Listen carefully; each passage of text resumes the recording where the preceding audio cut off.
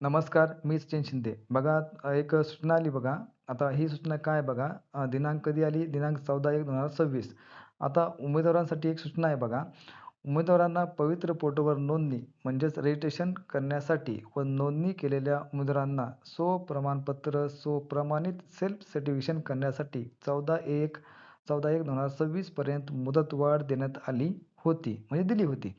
आता पोर्टलवर नोंदणी रजिस्ट्रेशन केलेल्या परंतु स्वप्रमाणपत्र अपूर्ण असलेल्या उमेदवारांना दिनांक 15/1/2026 पर्यंत आपले स्वप्रमाणपत्र पूर्ण करता येईल, याची संबंधित उमेदवारांनी नोंद घ्यावी.